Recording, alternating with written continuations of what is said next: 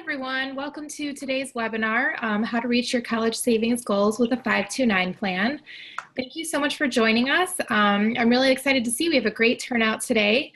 Our webinar today is brought to you by Upromise. Upromise is a smart way to save for college every day by shopping online, going out to eat, booking travel, and more. It's free to join Upromise and simple to use. And if you're interested, you can learn more at upromise.com. And we'll also be discussing Upromise later on in today's presentation. Joining me today is Martha Kordiak-Mert from savingforcollege.com. She's been with savingforcollege.com for 6 years, and she's currently the Chief Growth Officer. She'll be discussing 529 plans and some important tax considerations. So if anyone has a question during the presentation, you can go ahead and type it into the question box in your control panel, and we will do our best to answer all of them that come through, as many as we can during the hour. We know that some of you had submitted questions prior to today with your registration, so we will hopefully cover everything that you need to hear today as well too. If for some reason your question doesn't get answered, you can always visit our forum at forum.savingforcollege.com and go ahead and put your question in there as well. And then one more note, we'll be sending out an email following today's presentation with a chance for you to give us feedback. So if you can please take a quick second, just let us know what you think, and if there's anything else you'd like to see from us at savingforcollege.com, we'd really appreciate it, and we'd love to hear from you.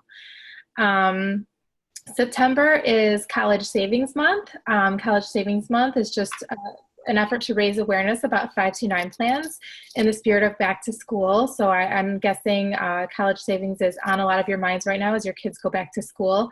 So you might want to go ahead and check with your state to see if your state's 529 plan is offering any sweepstakes or contests, maybe incentives, just to celebrate College Savings Month and get everyone excited about 529 plans. So we'll go ahead and get started. Just to go over a couple things that we'll cover today, we're going to talk about the different ways you can save for college or save for private K through 12 school.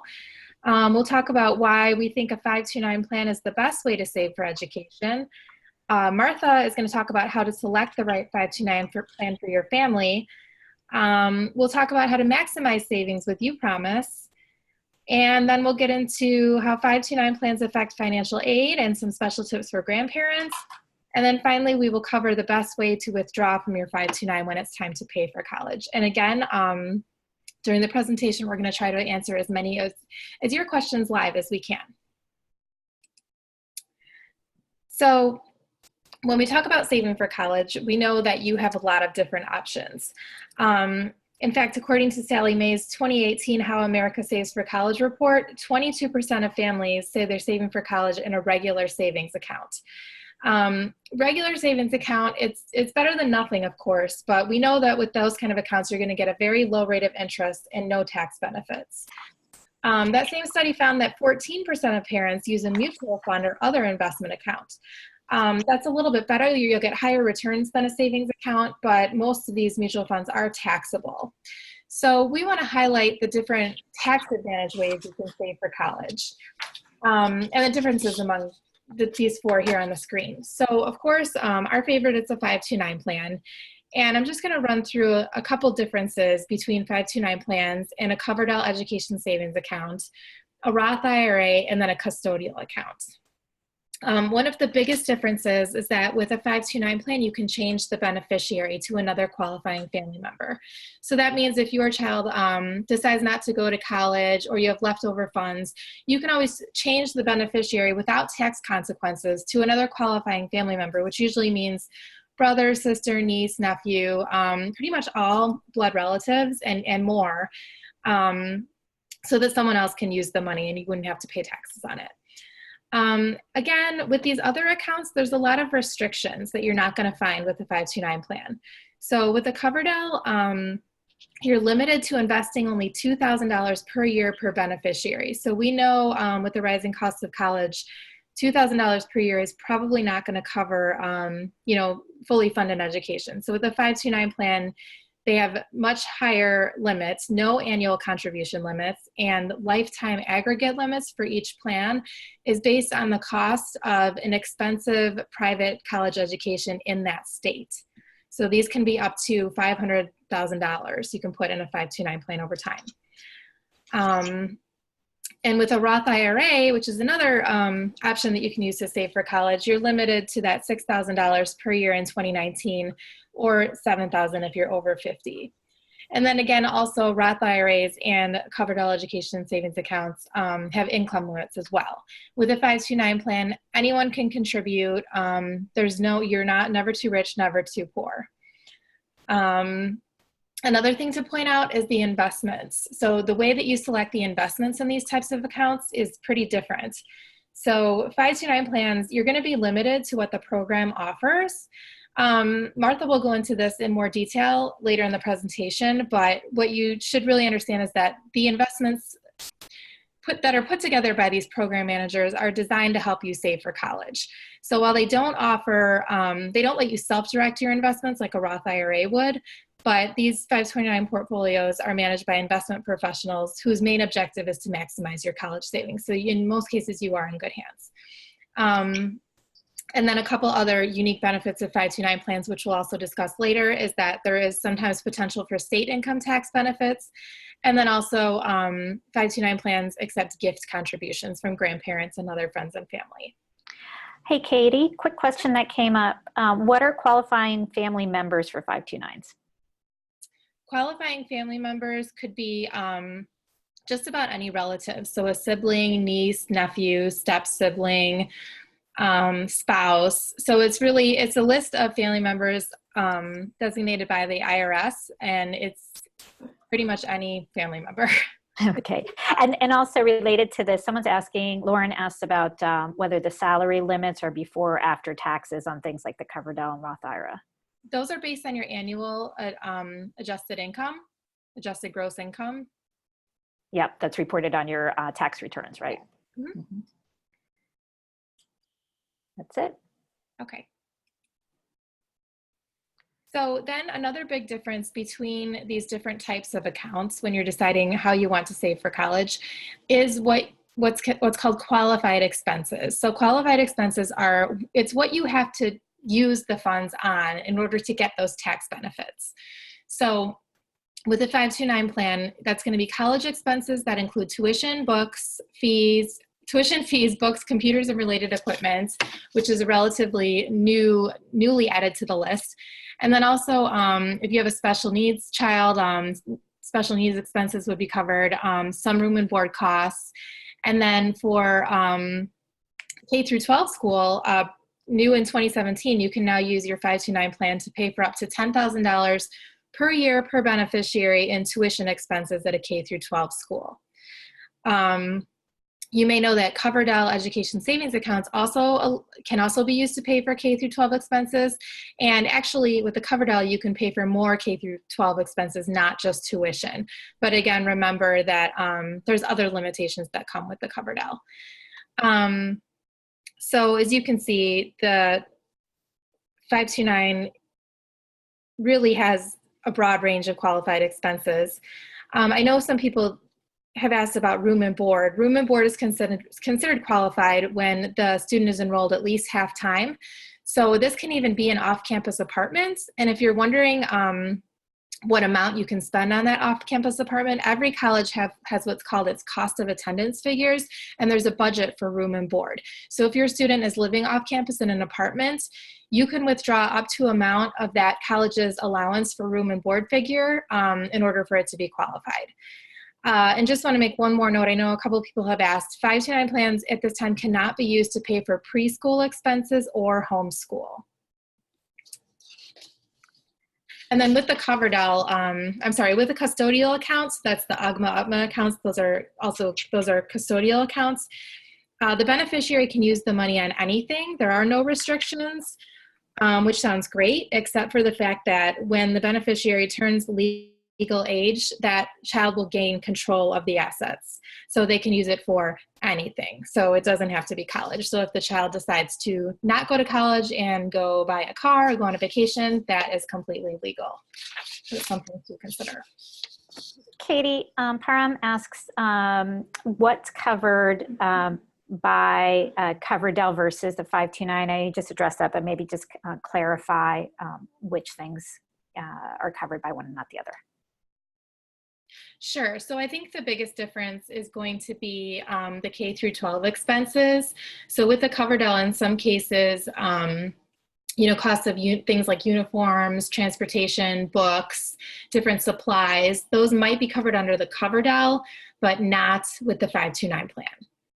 So with the 529 plan, you're limited to the $10,000 per year as your tax-free distribution, and that has to be spent on tuition only.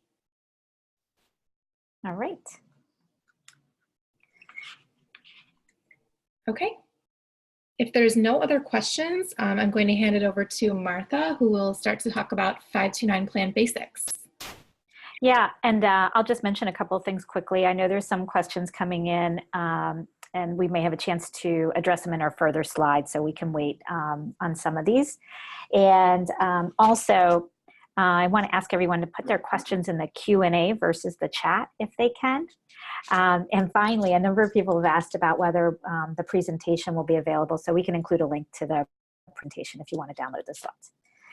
All right, with those notes, let me go into the 529 plan basics. So, Katie, if you can go to the first slide. As Katie has talked about, there are a number of ways that you can save for college, but the 529 plan is the only type of account that's specifically designed for people who are saving for education. And the advantages and benefits offered by a 529 plan make it unique compared to some of these other types of accounts and savings vehicles. A couple of other things that are sort of unique about the 529 plan, it is offered and administered at the state level.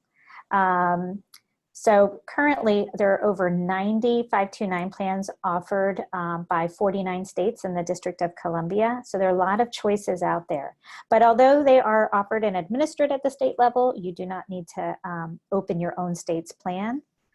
Nor in most cases would you have to send your child to colleges in the state where your plan is based. So we'll talk a little bit more about some of these things as we go forward.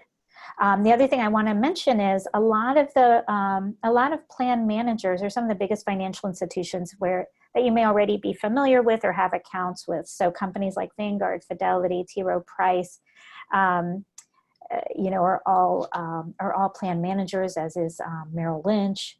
So there are a lot of familiar names out there in this space. All right. Any questions, Katie, or should we go to the next slide? I think we can move on. I haven't got any questions on that section. All right. So I'm just going to go a little bit more in depth on some of the benefits of 529 plans. So Katie has talked about the tax benefits, but so just to explain how 529 plans work. Your contributions are post-tax, so you don't get any federal tax break for contributions, but it's when you go to make withdrawals that your earnings are federal tax-free, again, when spent on qualified higher education expenses. In addition to those federal tax benefits, a number of states also offer state tax benefits, and we're going to go into a little bit more detail on that in a few slides. But you may be eligible to get a state tax deduction or credit depending where you live and which 529 plan you're using. So some of the other sort of unique benefits of 529 plans, as Katie talked about, there are no income restrictions. So unlike the Coverdell or the Roth IRA, regardless of how much money you make, you can take advantage of the benefits of 529 plans. And they also offer high contribution limits.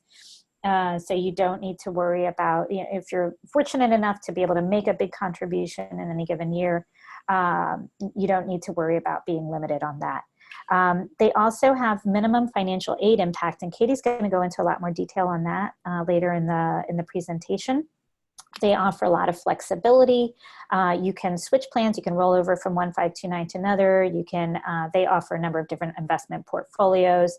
You can change beneficiaries. You can use them at any school. So they offer a lot of flexibility. And finally, anyone can contribute to your beneficiary's 529 plan. So if you want to get, grandparents or other relatives or anyone else in on helping to crowdfund your child's education, it's easy to do that. Okay, Martha, we have a question coming in from Roberto, who lives in Florida. Mhm. And he's saying he has a 529 in Florida, but he wants to know if he can have a 529 with better benefits from other states instead. Yeah, so hi, Roberto. I live in Florida too. And yeah, absolutely. So as a Florida resident, you can invest in just about any other state's 529 plan. The reason I say just about any other states, there are some plans that uh, limit who can open their plans to just residents, but it's only a handful of them. So you can, live in Florida, open a plan in New York, send your child to college in California. So in the next section, I'm going to talk a little bit more about how to select a plan, and we can talk about some of the things that you should look for. But absolutely, you can roll over your plan. Now, if you have the Florida prepaid plan, it's a little bit different, but I'll talk about the difference between prepaid and regular 529 plans in a second too. Okay, we have another really good question from Vesna, who is asking, do Ivy League schools accept funds from 529s? Yeah, all schools accept funds from 529s. So the main thing is there has to be an eligible institution. We actually have a lookup tool on our website on savingforcollege.com. It's a school eligibility tool. But pretty much any type of accredited college or university, community college, tier colleges, community colleges, even other higher even other sort of post-high school type of educational institutions, whether they're technical or other types of schools, many of them accept 529 plans, or you can use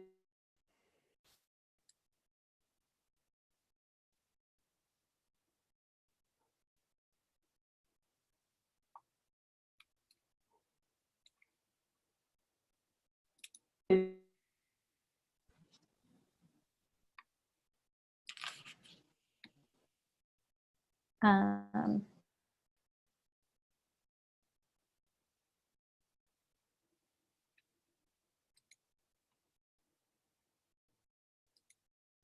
Katie, Yes. should we go to the next slide? Yes. Sorry, you cut out for a minute. I was just waiting for All you. right. Okay, here you go. Sorry, guys. I think it's my internet, not anything. I just see a question there. It was me, not you. Hopefully that won't happen again. All right. So, just one of the questions that we often hear from people is, is it ever too late to start? Or, another thing we hear from people is like, yeah, I want to start saving. I just need to get, my finances in order. I need to figure some things out.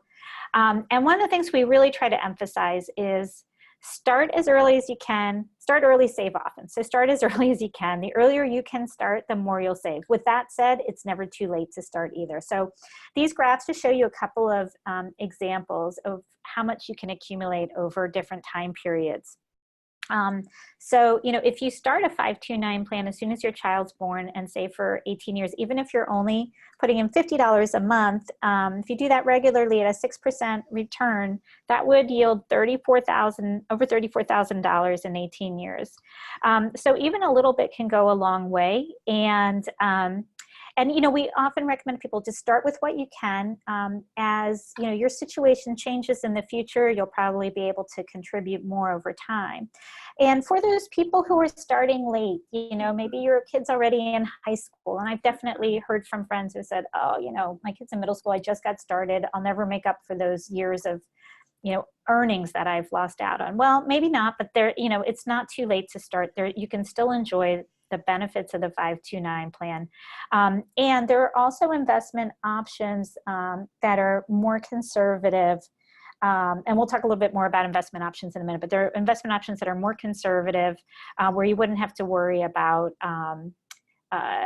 putting the investment at risk if your child is very close to high school age. So there are a number of sort of fixed income type of investment options and even FDIC insured savings options for 529 plans. And then Martha, we have a question from BJ who wants to know, he's looking for advice on how to get the magic number for his monthly contribution. He's worried about maybe saving too much or too little. So what would you suggest he can do to get that magic number? Oh, I love that. That was that was one of the most popular articles on our site for the longest time. It's called "The Magic Number for College Savings." Um, yeah, actually, Katie, you know what? I'm going to ask you to take that on in terms of our latest current guidance on that, and what people should be aiming for. Do you mind addressing that one? Sure, no problem. So what we're currently recommending is to try to save about 1/3 of your child's projected future college costs. And it's hard for me to give a blanket number for that because the cost of colleges vary so much between whether you're going to send your child to an in-state public school or a private school or an out-of-state public school. So what you want to do is visit savingforcollege.com and check out our world's simplest college cost calculator, or it might be called college savings calculator, where you can actually go in and enter specific information about your child and the type of school you'd like to save for. And you can go ahead and get that number of how much your total college costs will be. And then what you can do is kind of try to aim to save 1/3 of that cost. And when we say that 1/3 number, you're probably wondering, well, how am I going to pay for the remaining 2/3? But what's recommended is that you cover the remaining 2/3 with student loans and your current income. And then if you need to make adjustments, if you can save a little more, borrow a little less, whatever you need to do, that 1/3 is just the general rule of thumb that we like to use. And if you plug that number into the calculator, you can get your monthly contribution number. Yeah, and that, you know, obviously if you can save for 100%, that's great, but nobody should feel discouraged that, you know, if I can't get to 100%, I'm not saving enough. So whatever you can save, that's a dollar you don't have to, that you don't have to borrow in the future. Mm-hmm. All right, so I'm going to go into, and this is sort of a meaty section. I might go through it a little quickly, but selecting a 529 plan. I'm going to really get into the different types of plans and what to consider here. So let's go ahead and look at step one. All right. So step one is about choosing the type of plan you want. So let me just quickly address some of the different types of plans that are out there. There's two sort of main types of plans to consider. There's prepaid versus savings. Savings plans are the most common type of 529 plan, and although they're referred to as savings plans, they are they actually do invest your contribution. So it's typically in mutual funds or other similar types of investments. So with that in mind, it means that your account can go up and down in value based on the performance of the marketplace. But there are also more conservative options, as I mentioned earlier, like the FDIC insured options. And there are even a couple of 529 plans that are FDIC insured. Well,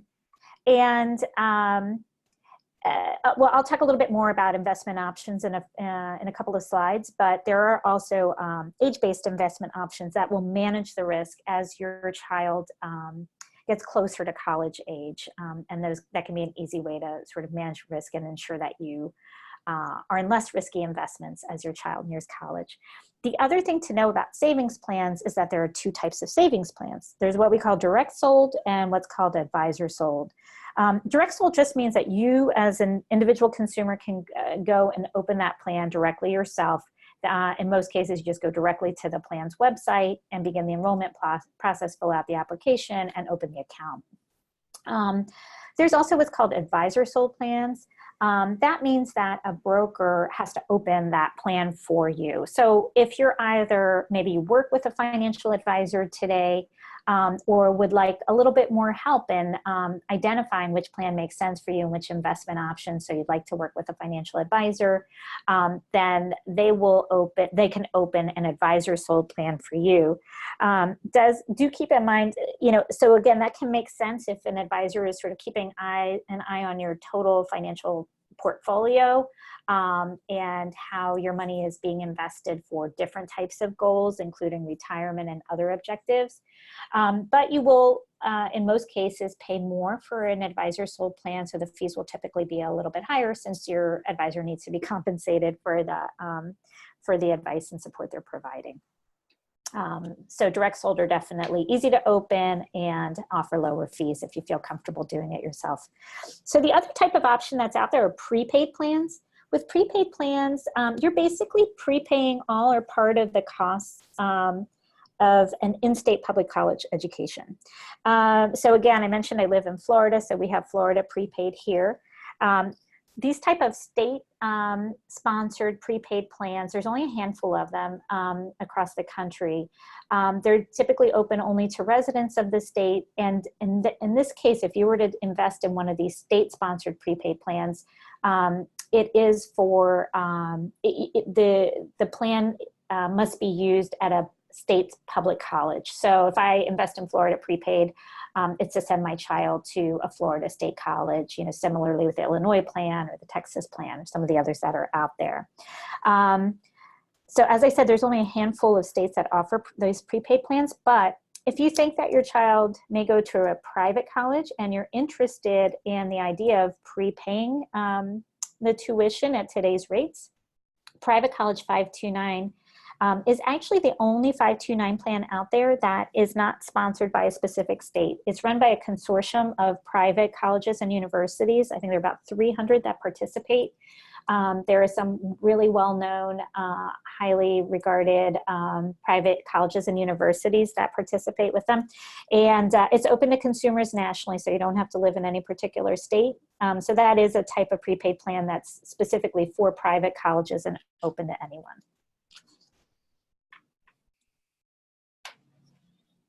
Okay, I don't see any specific questions related to prepaid versus savings, so we can move on to step 2. All right, perfect. All right, so step 2.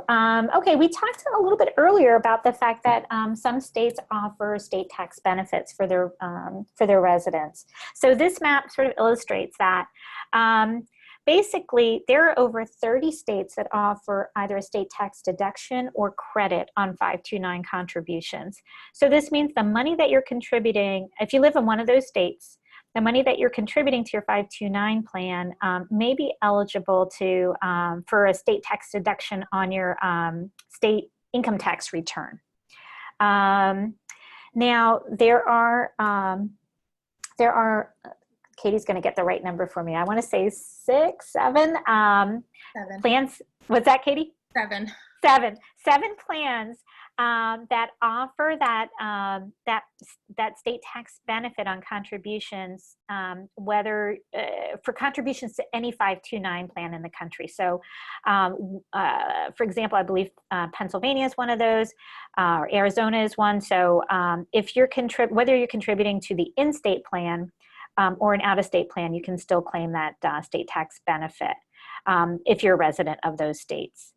Now, there are, of course, a number of states that don't have any state income tax, like my own home state of Florida, Texas, Nevada.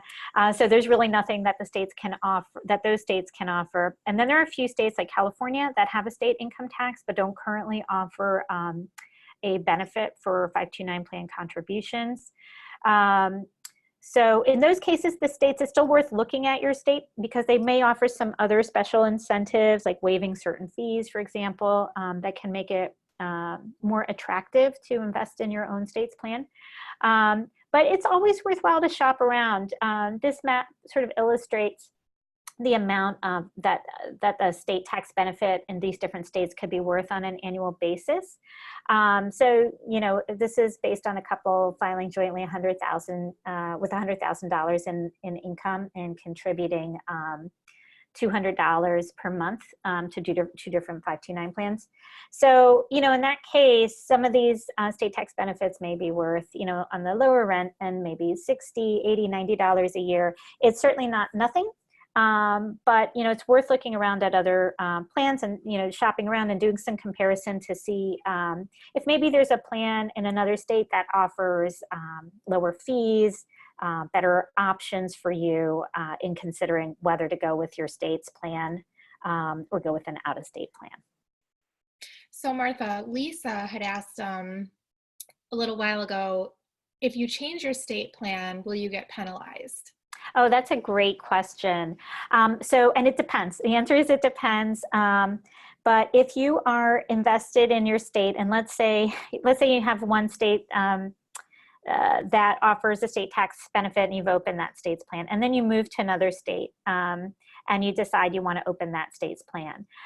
You have to check to see if your original state has a recapture rule. In other words, any of the state tax benefits that you've claimed in previous years, are you required to repay that to the state if you roll over your plan to another plan? If it does have a recapture rule, one of the things you can do is keep that plan open and just open a new plan in your new state, for example. So, you know, there are definitely strategies to deal with that, but it's something to be aware of. Okay. Oh, and the other thing to mention is the state tax benefit, the K through 12 rule was only passed recently. The state tax benefits apply to colleges and universities. Not all the states that offer tax benefits have a line to that rule. So it's good to check if you are making contributions or using your 529 plan to pay for K through 12 tuition. It's good to check to ensure that your state offers the same benefits at the K through 12 level. Okay. So John asked, with tuition rates rising dramatically, would a prepaid plan be able to provide better savings over the savings plans? Yeah, that's a really great question too. You know, I would say it depends on a few things. One is how your state's tuition costs maybe compare to the tuition rates of public colleges in other states, to get a sense of, you know, how good of a deal it is. If you are investing in a prepaid plan and think that there's a chance that you may want to send your child to private school or an out-of-state college when it comes time, you really should consider you know, a regular 529 investment plan, because while the money is the money in a prepaid plan is guaranteed to pay for, let's say, your tuition, if you're, you know, prepaying sort of 4 years of tuition at a public school, you are not guaranteed what the rate of return is going to be. So you may, in most cases, you'd probably be able to get a better rate of return on your investment in a 529 plan, and it'll be more transparent to you too in terms of how much money you have in that plan. Anything to add to that, Katie? I think I would just add that when the qualified expenses are usually different too between the prepaid plan and the savings plan. So with the savings plan, as we mentioned, you can use the funds to pay for books and computers and some room and board costs. But with the prepaid plan, it's usually designed just to pay for tuition credits. So you know, we just did get another question asking if you can have the two types of plans simultaneously, and the answer is yes. So if you're a little nervous about rising tuition rates, or maybe you're nervous about the stock market, you know, maybe you save in a prepaid plan for most of your tuition, and then you can use that savings plan for the additional expenses, or maybe just to put a little bit more of aggressive investment growth into that plan. And kind of use them together. Perfect. All right, let's move on to step 3. All right. So, you know, once you figured out what type of plan you want and have an idea of whether you want to invest in your own state's or another state's plan, or maybe an out-of-state plan rather, you should research and compare. So some of the things to consider are, who's the plan manager? Are they a well-known company? Is it a company you already do business with, maybe have other accounts with? Sometimes it's convenient for people to be able to see their 529 plan with other account balances or transfer money easily. Also things like, is the manager's contract up at any time soon? Because what happens is, if a plan manager's contract with the state ends and another plan manager comes in, they're going to bring in a whole new set of investment options. So all of that will change. So just in terms of understanding sort of the reliability of the plan manager is a good thing to look at. Fees are really important. You know, I think most consumers today are pretty well informed about just how much fees can take out of your long-term investments. Even though they may sound relatively small, they really add up. So, you can look at things like, are there any account opening fees or any ongoing maintenance fees? And what's the total expense associated with the plans? So, these can vary from like 0.12% all the way to 1% or more in some advisor sold plans. So it's definitely worthwhile to understand, how much you're going to be paying in fees on a particular plan and compare that.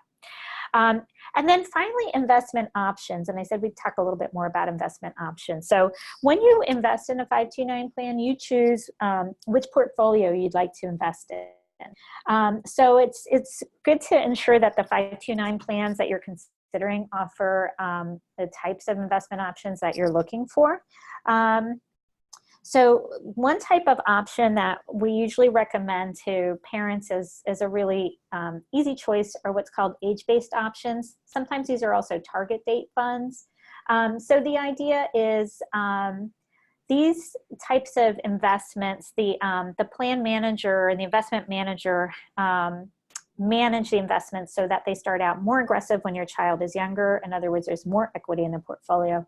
And then as the child nears college age, they're automatically being, the investments are automatically being switched toward more conservative portfolios. So, most if not all direct sold plans do offer some type of age-based options, and sometimes they'll offer more than one type. So there may be more conservative age-based options, more moderate, more aggressive ones offered by the same plan. So that's, something to look at. Also, if you're a late starter or more conservative investor, are there more conservative investment options offered, even a FDIC insured option if you're very close or already starting college? And just consider, what's your tolerance for risk overall? There are lots of quizzes and tools online that will help you determine your tolerance for risk, and consider that when you're looking at investment options. Another thing, as I mentioned, these age-based options,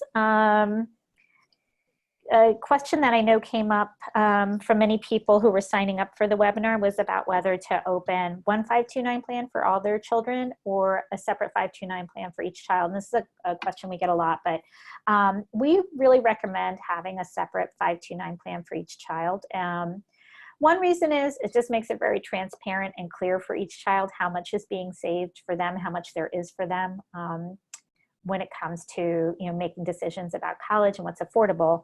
But the other part goes to these age-based investments. So, if you're going with a 529 plan, and if you have one child that's just newborn and another one that's 5 and another one that's 7, if you're using age-based investment options, that may put them into 3 different portfolios. And so you may have the older children into aggressive a portfolio, or the younger child into conservative a portfolio, if you try to put them all in one.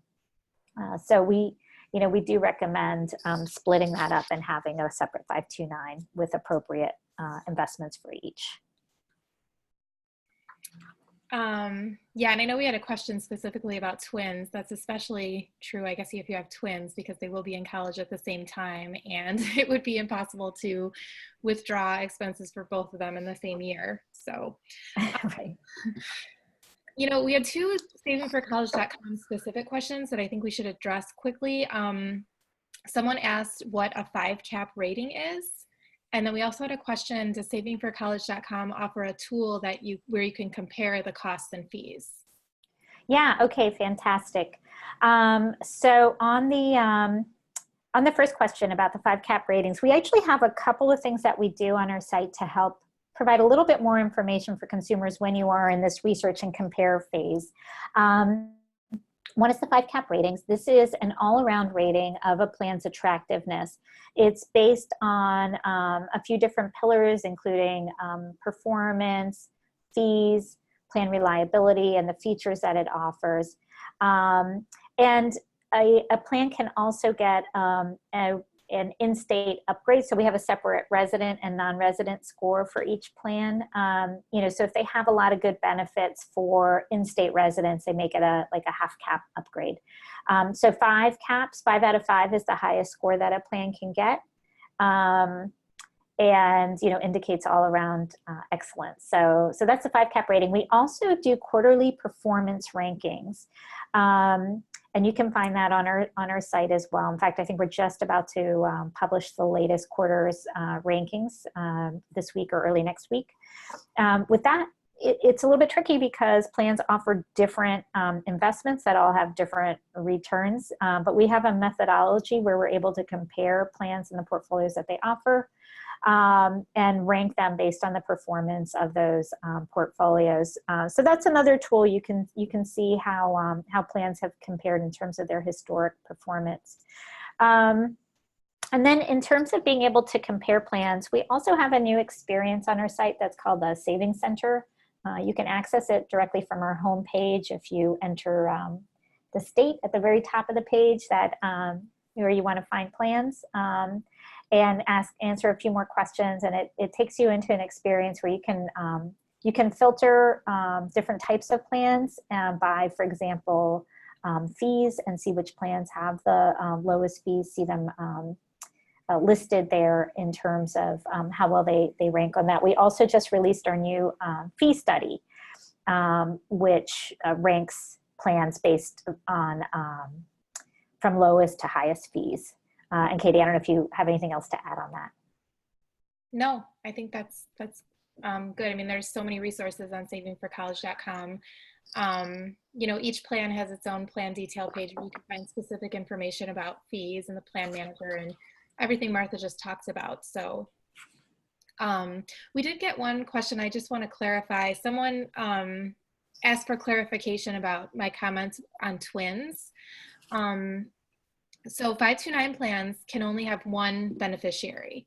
So if you have twins or 2 children in college at the same time, you would not be able to take a qualified withdrawal for more than one beneficiary from the same 529 plan. So ideally, if you have 2 children in college at the same time, you would want to have a separate plan for each child. So hopefully that helps. So you can use a 529 plan to save for more than one child, but you will not be able to take withdrawals for the same child in the same year from the same 529 plan. So hopefully that clears things up. All right. I think I covered a lot of this. I will just say, there are basically 2 types of investment options in each 529 plan. The age base that I talked about, where it starts out very aggressive. These are typically around age bands. So if your child is 0 to 5 or 0 to 3, each plan's portfolios are different. They're going to be in the most aggressive portfolio up through age 16 and up. The portfolio changes every few years, or the makeup of the portfolio changes every few years. And then there's static investment options. Those are more like mutual funds.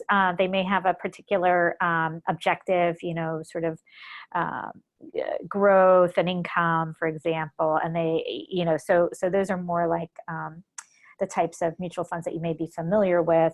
And again, many are offered by companies and managers that you would be familiar with, like Vanguard or BlackRock, and other well-known institutions. But I know that there was a question that came up early on I thought I could address now too. Someone had asked about returns from 529 plans compared to mutual funds.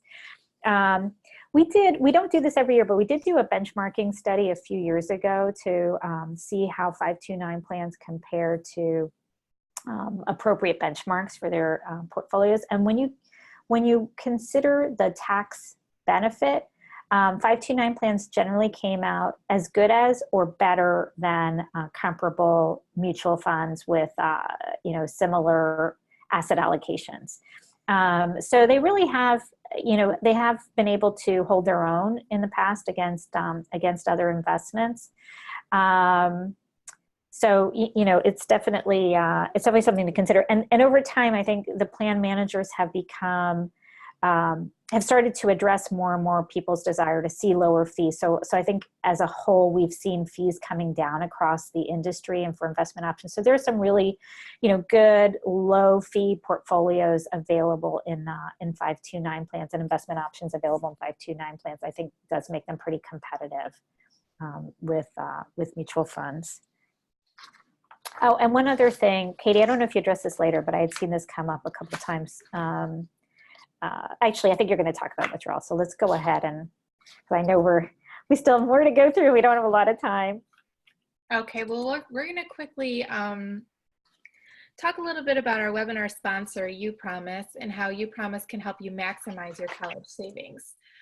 So Upromise has been around for almost 20 years, and they provide expert advice, simple tools, and unique offers that can help you grow and accelerate your college savings every day. So it's very simple to use and free to sign up. Upromise allows you to earn cash back for online purchases that you make through the Upromise website.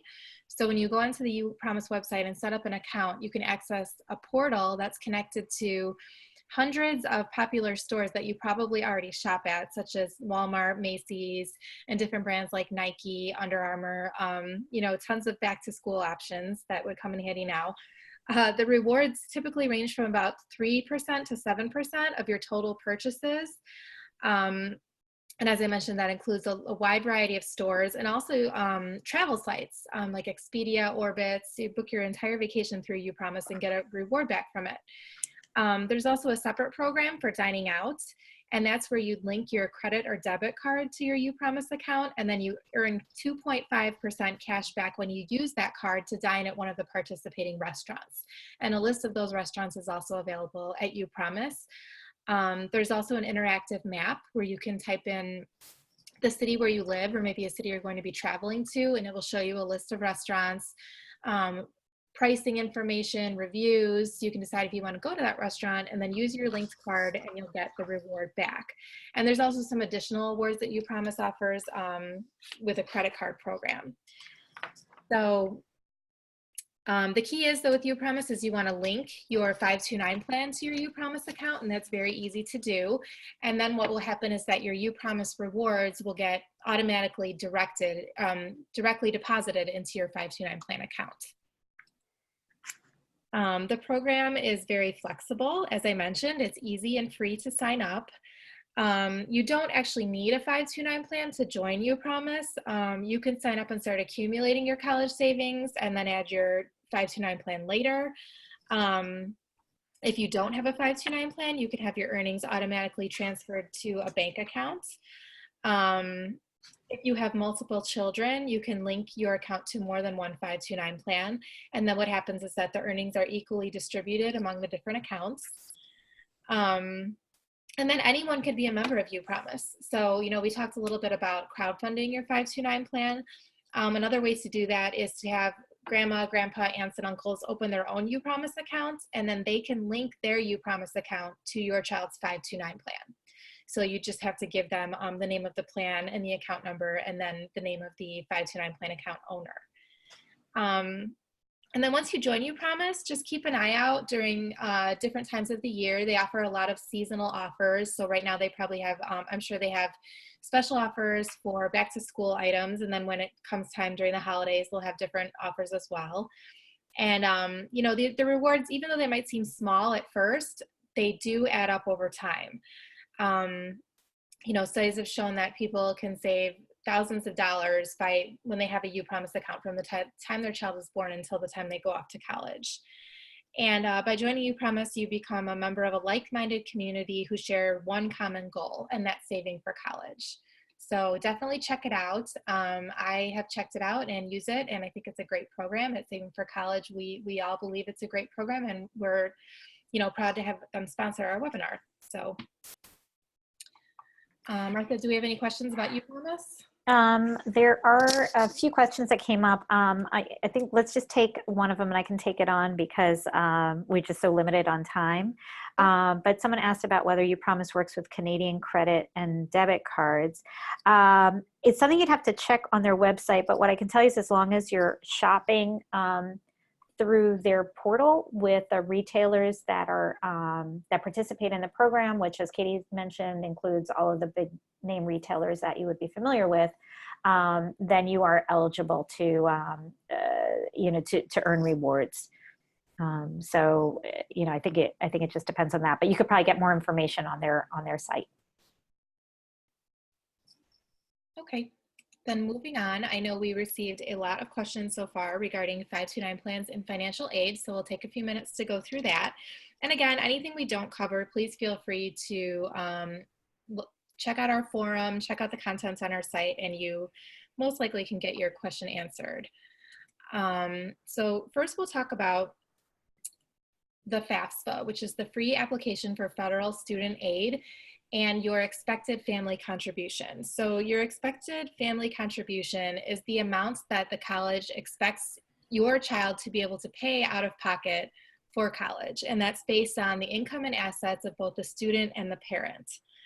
So these, I'll stop really quick and just mention that we're going to talk about federal need-based financial aid in this presentation. There are different rules that apply for institutional aid, which is scholarships and grants that come from the college themselves. And then there's also some different rules if your child is going to one of the colleges that uses the CSS profile form in addition to the FAFSA. But that's a limited number of colleges. So this presentation, we're just going to talk about the FAFSA, which is more broad, and every student should be filling out the FAFSA. So the higher your expected family contribution number, the less financial aid you will get, because the college just presumes that you have less of a need. So the formula used to calculate EFC uses the information that you're going to enter on the FAFSA. And this includes the income and assets of the parent and student.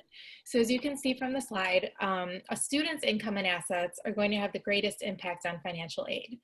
So as you can see below, student income is counted up to 50% after certain allowances. So that means if a student has $10,000 saved in a custodial account, the school might see that as $5,000 as available funds to pay for college. So that'll be $5,000 that would hurt them with their financial aid eligibility, as opposed to a parent, parent income and assets, which are typically less. So some of the parent assets are going to be sheltered by an asset protection allowance, which that number changes every year, and it's based on the age of the older parent. So, the first, I think it's around 6,000 or so, is going to be sheltered by that allowance. And then also retirement assets of the parent are not counted. So let's talk about 529 plans in the FAFSA. Many people ask, if I open up a 529 plan in my child's name, will it count as her asset or my asset? Well, 529 plans receive what we call favorable treatment on the FAFSA. And that means the 529 plan account, whether it's owned by a parent or a dependent student, is going to be considered a parent asset. So as I mentioned, the first 6,000 or so is going to fall under that asset protection allowance and not be counted. Any amount above that allowance is counted as at a maximum of 5.6% of the 529 plan account value. So that means if that $10,000 I mentioned before, let's say it's held in a 529 plan owned by the parents instead of a custodial plan owned by the students, it's only going to affect financial aid by $564. So that's a big difference. But the biggest financial aid advantage when you're talking about 529 plans is that nothing has to be reported on the FAFSA when the funds are withdrawn to pay for college. So yes, a little bit of the assets will be counted when the funds are in the account, in the 529 plan account, but it is much less when you compare that to other types of assets that you might use to save for college. And then also when you take that withdrawal to pay for college, you do not have to report that amount as income. And that, I'm gonna leave that open for questions, Martha, before I go on to the next slide. Yeah, I mean, I think the common question is about whether having the money in savings decreases the likelihood of getting financial aid. That is, having money in 529 plan savings. Yeah, as I mentioned, it will have a slight effect on need-based financial aid, but it's really going to be the most favorable option when you compare it to holding your money somewhere else. You know, a lot of people ask about Roth IRAs, and I mentioned retirement accounts are not included as assets, but you know, things like that are going to make a difference when you withdraw the funds to pay for college. They will be reported as income, whereas a 529 plan would not. So then getting into that a little more, on the next slide, we'll talk about 529 plans and grandparents. You know, a lot of people ask, are 529 plans available for grandparents? And if so, how does it affect financial aid? Is it better for the grandparents or the parents to own the account? So really, as we mentioned, anyone can contribute to a child's existing 529 plan. You know, grandparents can even set up recurring gifts. They have a couple different choices. They can open the account in their own name and make the child the beneficiary, or they can open an account in their own, contribute to a parent-owned account. So, and when we talk about grandparent-owned 529 plans, I'm really referring to grandparents or anyone else besides the parent. So that could be aunt and uncle. We'll just use grandparents. That's the most common question. So the benefits of having the 529 in the grandparent's name rather than having the grandparent contribute to the parent account is that, number one, the grandparent will retain control of the assets in the account. So that means they can take the money back if needed. So, you know, a grandparent encounters a medical emergency or just decides for whatever reason they don't want to fund the child's college anymore, they can always take a non-qualified withdrawal and take the money back at any time. Another benefit to having the account in the grandparent's name is that the contribution may be deductible from state income tax, as Martha went over. There's 10 states that only offer that state income tax deduction to the account owner. So a grandparent may want to claim that state income tax deduction. So that's a benefit of having the account in their own name. So for example, in New York, contributions to the New York 529 plan of up to $5,000 per year or $10,000 if you're married are deductible from state income tax, but only the account owner or their spouse are eligible to claim that deduction. So then the third benefit is that assets held in a grandparent-owned 529 plan do not have to be reported on the FAFSA, as long as they stay in the account. So as we mentioned before, where if it's a parent-owned account, that 5.6% is going to count. If it's grandparent or anyone else owns it, it will not be reported. However, when the grandparent takes a withdrawal to pay for your child's college, the amount's going to be reported as student income on the FAFSA, and that's going to be assessed at up to 50% of the account's value. So if a grandfather wanted to give $10,000 to help pay for college, it could reduce the child's financial aid by as much as $5,000. So we have a few workarounds if, you know, if a grandparent would really like to help save for college in their own account. One thing they can do is wait until January 1st of the grandchild's sophomore year to start paying college tuition, assuming the grandchild will graduate in 4 years. And that's because the FAFSA is going to look at income from 2 years prior. So if they're graduating in 5 years, you can take that distribution after January 1 of the student's junior year. And then by that time, you should be in the clear to start taking distributions, since the child will not be filing the FAFSA again where that income would be counted. Another option is to roll over the money from the grandparent's 529 to a parent 529, 1 year's worth of tuition at a time. You would wait until after the FAFSA is filed to transfer the funds from the grandparent 529 to the parent 529, so that way it won't be reported as an asset on the FAFSA. And you just have to spend the money, make sure you spend the money before next year's FAFSA comes around. And then one thing to note on that also is be sure that when you open the parent 529, you open it in the same state as the grandparent 529, just in case the first state has recapture rules. You don't want to have to be subject to paying back those state tax benefits had you claim them. We might get a couple questions on this, but let me just do a quick recap. So withdrawals from a 529 plan owned by a parent or a dependent student will have the least impact on financial aid eligibility. So again, $10,000 in a 529 plan owned by a dependent student or their parent can reduce aid eligibility by a maximum of 5.64%. But $10,000 in a plan owned by an independent student can reduce aid eligibility by as much as $2,000, because that would be student income since it's an independent student.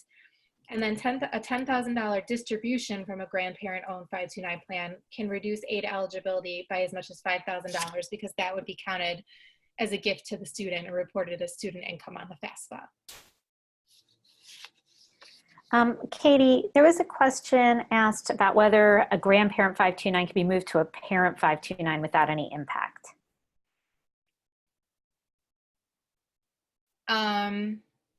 So can a grandparent roll over their 529? Can they change the ownership to the parent? You know, I think that would be a plan by plan specific. Not all plans allow you to change ownership, but some do. So check with your plan because that is I know that is an option for some plans. I'm just not sure that all plans would allow that. But you would contact your plan, and typically what you would have to do is fill out a form that you can download online and then get the appropriate, you might have to notarize it and switch it over to the parents. But yes, that is another option.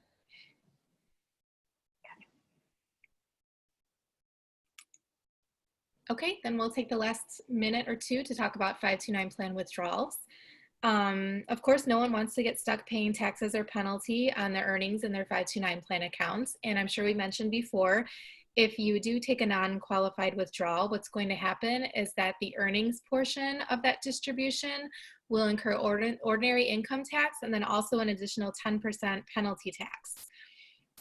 So how do I avoid taxes and penalties? What you want to do is first add up all of your qualified education expenses, including your $10,000 per year in K through 12 tuition. And then you want to subtract any tax-free educational assistance that you receive during the year. And that includes any expenses that you use to generate the American Opportunity Tax Credit or Lifetime Learning Credit. Have you claimed those? You can take advantage of the American Opportunity Tax Credit or Lifetime Learning Credit when using your 529, but there's no double dipping. So you just have to make sure you subtract out those expenses. And then what you will be left with is your qualified education expenses, which will be your tax-free distribution. I know we have a lot of questions about what if a child gets a scholarship or attends a military school. So what would happen is that you would withdraw, you can withdraw up to the amount of a tax-free scholarship, and that would be including tuition to a military school such as West Point. You can withdraw that amount without penalty, but the earnings portion of that distribution will still be taxed as ordinary income. So basically the penalty is waived, but you would still owe income tax. And if you wanted to avoid paying taxes altogether, you would change the beneficiary in the account to another family member who would use the funds for college or K through 12. And then it's important to note that withdrawals must match up with qualified expenses incurred during the same year. So when it comes time to pay spring tuition, you don't want to take that distribution in December and use it to pay spring tuition that incurred in January. So just be careful with that. Hey, Katie, one thing we haven't touched on that's been asked about is like, what if you need to access the money that you have in a 529 plan? Sure, if you need to access the money, you can take a distribution at any time. However, if it's not used to pay for qualified education expenses, it will be considered non-qualified and then subject to ordinary income tax and the 10% penalty on the earnings.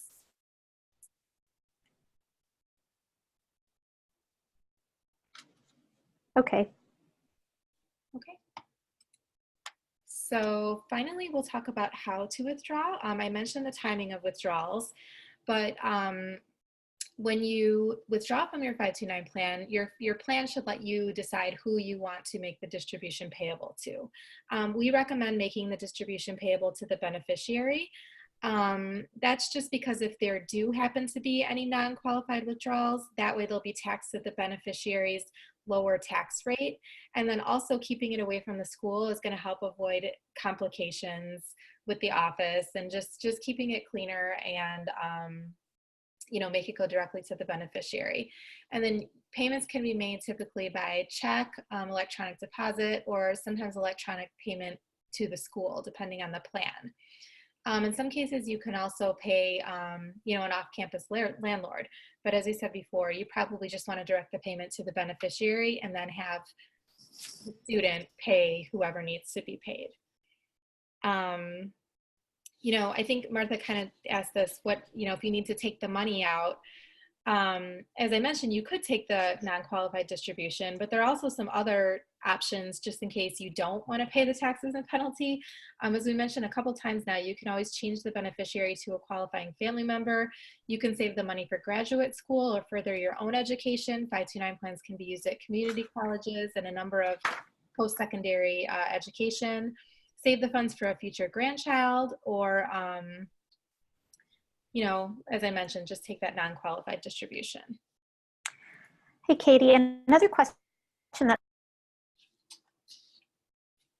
Martha, you're cutting out. Do you want to put the question in the Return in receipts or share some? Yeah.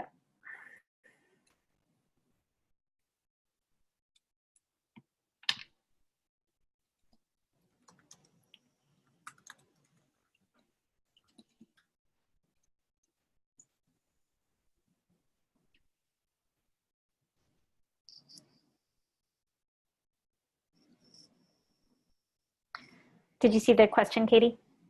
No.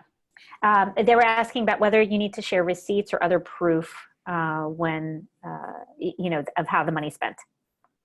No, the only time you would have to share receipts is in the event that you were audited by the IRS. So it is good to keep good records just in case, but when you take your 529 plan distribution, there will be a form to fill out.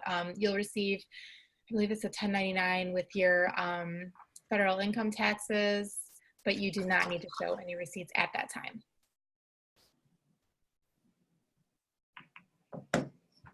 Okay, I know we're over already, so thanks to everyone for hanging in there. There are a lot of questions that we probably couldn't get to, so Katie, maybe you want to talk again about where people can go to try to get answers? Sure. So we have a forum, and the website is forum.savingforcollege.com, where you can ask questions, and we have a number of experts on the forum who'll be happy to answer your question, I'm sure. Otherwise, you can always, you know, browse our site. We have a lot of articles and content that answer many of these questions that people were asking today. And then, as Martha mentioned, we'll also be sending an email following the presentation with a link to the recording. So hopefully we answered most of your questions, and thanks again for joining us. Thanks, Katie. Thank you. Bye-bye. Bye.